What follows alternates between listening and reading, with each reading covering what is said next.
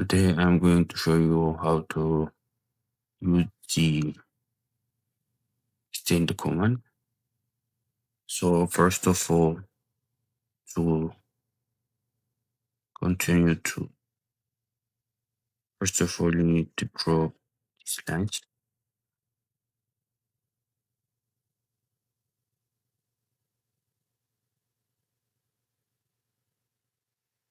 If you have this type of drawing, so if you need to extend this to this vertical line or this to this vertical line, so you need to type in your keyboard extend.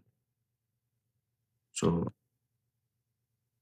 extend, you need to select extend. So if you roll over the line, you need to see the gap in the field in the line. So we will see. So what is the main use of the command extend? To not to use two lines, two different lines. So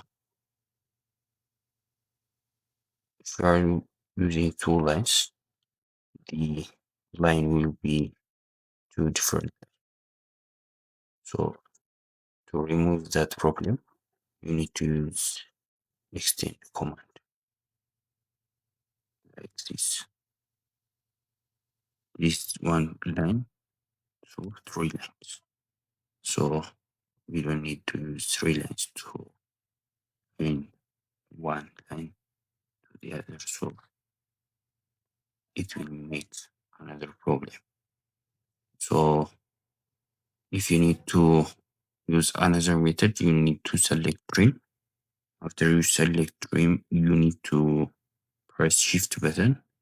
After you press shift button, you would see the gap is filled.